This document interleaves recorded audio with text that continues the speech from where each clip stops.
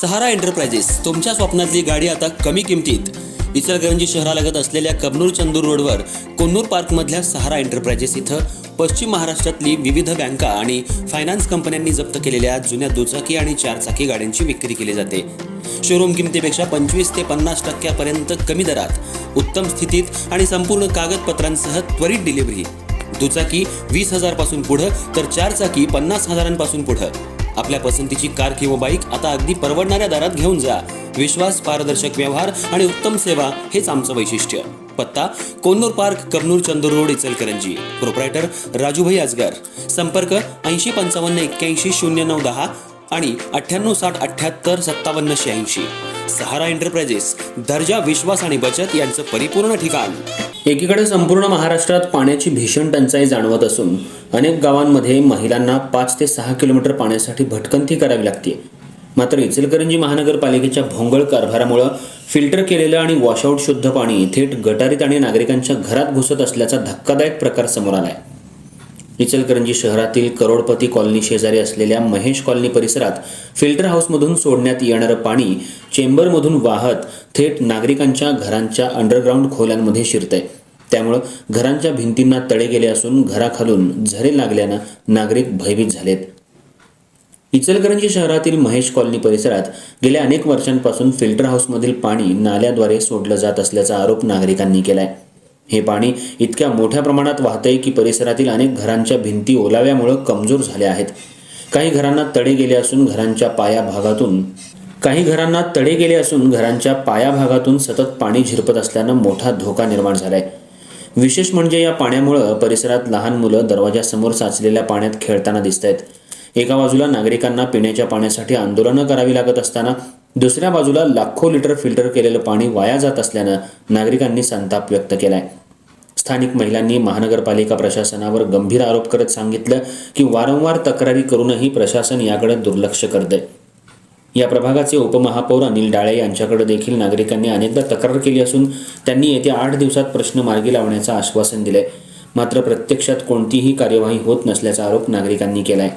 नागरिकांच्या म्हणण्यानुसार या भागात वाहणारं पाणी योग्य नियोजन करून वापरलं तर तब्बल 15 एकर शेतीला उपयोग होऊ शकतो. मात्र प्रशासनाच्या निष्काळजीपणामुळे हे पाणी थेट गटारीत जातंय.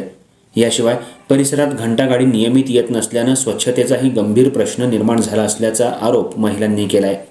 आता या समस्येमुळे त्रस्त नागरिक आंदोलनाच्या तयारीत असून घरात घुसणाऱ्या पाण्यापासून आम्हाला मुक्तता कधी मिळणार असा सवाल नागरिक उपस्थित करतायत.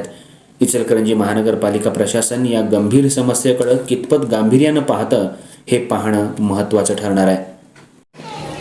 हे मुलं जे त्या पाण्यामध्ये खेळतात ना, ते पाणी साचून येतात किती दिवस झाले. त्या अशामुळं मुलांना कुठं रोगराई व्हायला नको.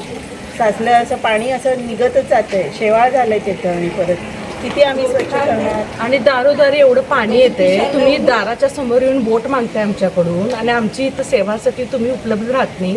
मग काय फायदा आहे? कुत्रे एवढे फिरतात, कचऱ्याचं घंटागाडी येत नाही, कचरा आहे तसं असते, स्वच्छता पण नसते. म्हणजे वोट मागायला तुम्ही येणार आणि BSSD काय नाही आहे. म्हणजे नागरिकांचं काय अर्थच नाही आहे की असं. आरोग्यावर पाहिजे ना आम्हाला. आरोग्य एकीकडे पाणी मिळणं झालंय लोकांना हंडावर पाण्यासाठी. इथं मग आमचं पण इथं किती नुकसान होते ना लोकांचं. तुम्हाला कितींदा तर बिल्डिंगचं आहे, घरचं आहे, ते आहे, ते आहे. पण मुलांचं, लहान लहान मुलंही तो घरात, त्यांचं बघायला पाहिजे ना. आणि कुत्रे एवढे फिरतात, बाहेर पण सुरक्षा नाही आहे त्यांची.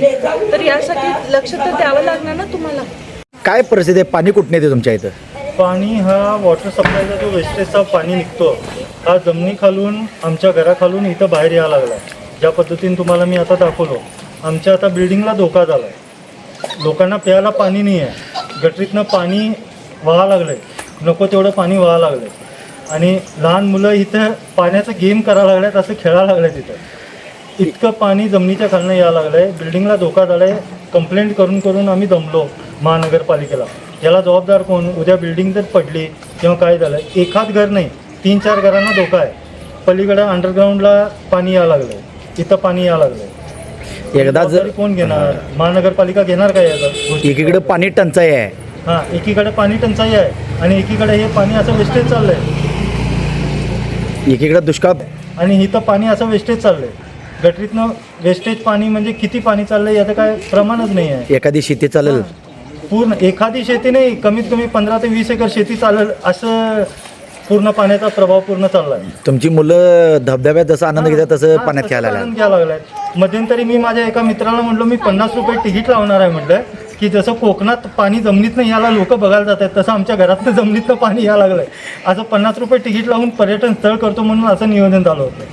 ही अशी परिस्थिती आहे आमच्याकडे. बोर बी ढासळ आहे. बोर ढासळलंय, बोर पूर्ण लोकांना नवीन बोर मारायला लागलाय.